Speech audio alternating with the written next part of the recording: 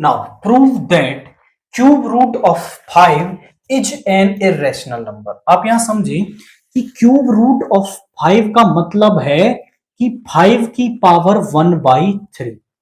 तो आपने रूट वाले क्वेश्चन जैसे √2, √5, √7, √6 इन सबको तो प्रूव किया है इरेशनल, लेकिन पावर 1/3 आई हो उसको आपने क्वेश्चंस को नहीं किया है।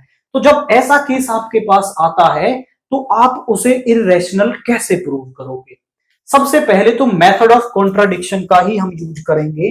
पहले हम मान लेंगे कि ये रैशनल है, फिर अंदर से कुछ गलत रिजल्ट निकालेंगे और फिर हम अपनी गलती मानेंगे और कह देंगे कि हमारा जो क्वेश्चन है, जो हमारा नंबर है वो इरेशनल है।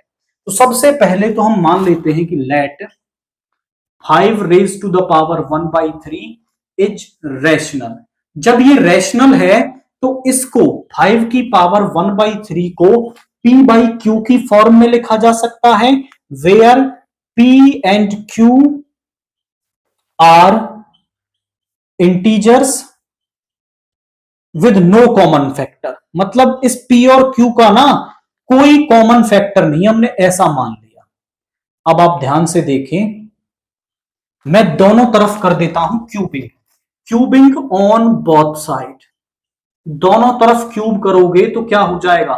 ध्यान से देखें, 5 की पावर 1/3 और इसकी पावर 3 और यहां पे P cube upon Q cube. Power की पावर आपस में मल्टीप्लाई होगी तो 1/3 इंटू 3 5 हो जाएगा और यहां से आ गया P cube is equal to 5 Q cube. अब आप ध्यान से देखें, एक रिजल्ट हम यूज करने वाले हैं। आपने बेसिकली थ्योरम पढ़ी है कि P डिवाइड्स A स्क्वायर, तो जो P है वो A को भी डिवाइड करेगा। उसी का जनरल एक्सपेंशन है कि P डिवाइड्स A की power n and P is prime. और अगर P प्राइम है तो आपका जो P है वो किसको डिवाइड करेगा? P divides A। तो जो P है वो A को आपका डिवाइड करेगा। अब आप समझे कि यहां पर ध्यान से देखो, 5Q क्यूब, इस नंबर को अगर मैं 5 से डिवाइड करता हूं तो ये कंप्लीट डिवाइड हो रहा है। तो आप लिखोगे 5 डिवाइड्स 5Q क्यूब। अब ऐसा है कि इस जो रिजल्ट है ये आपस में इक्वल है दोनों नंबर्स। अगर 5 इसको डिवाइड करता है तो 5 इसको भी डिवाइड करेगा। तो आप कह सकते हो सो 5 डिवाइड्स P क्यूब। देखिए हमने रिजल्ट निकाला, इसको डिवाइड कर रहा है क्योंकि 5 मल्टीप्लाई में आ रहा है, इसको डिवाइड कर रहा है तो इसको भी डिवाइड करेगा।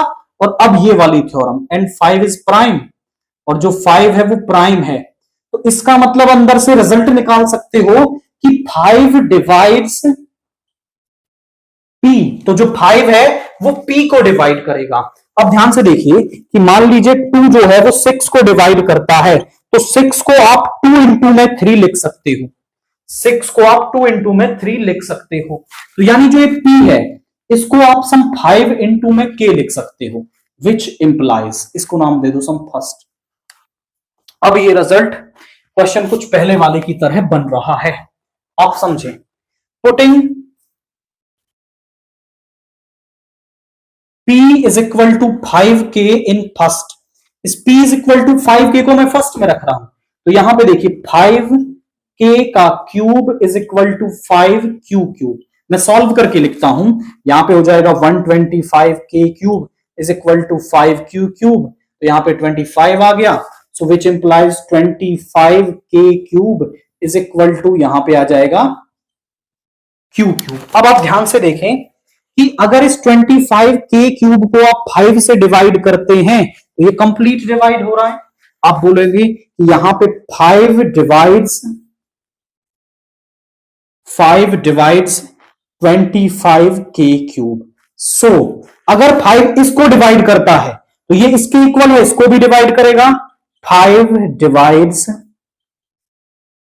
Q क्यूब, तो जो 5 है वो Q क्यूब को भी डिवाइड करेगा। एंड 5 इज प्राइम, तो फिर से वही रिजल्ट, यही जनरलाइजेशन। तो इसका मतलब जो है वो 5Q को भी क्या करेगा?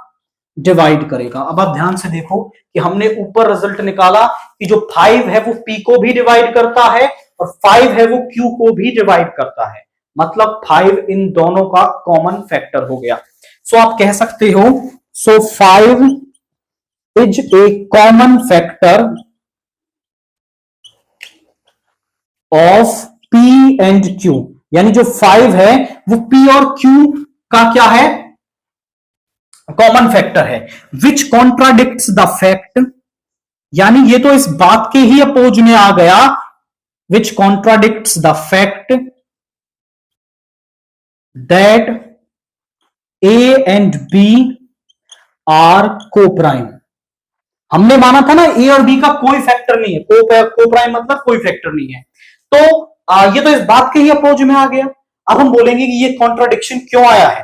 This contradiction have arisen due to our wrong assumption, this contradiction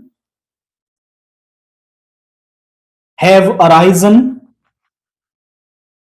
due to our wrong assumption, यानी ये जो कॉन्ट्राडिक्शन है वो हमारे रॉन्ग assumption की वजह से आया है। सो अवर assumption इज रॉन्ग,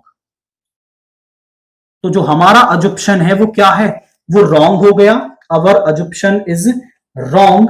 हेंस आप कह सकते हैं कि जो गिवन नंबर है that is cube root of 5 is irrational, कि जो ये गिवन नंबर है आपका वो क्या हो गया है, वो इर्रेशनल नंबर आ गया है। करने का तरीका जो है वो सेम ही है, quite similar to the square root वाले क्वेश्चंस। तो इस तरीके से आप इस क्वेश्चन को करें।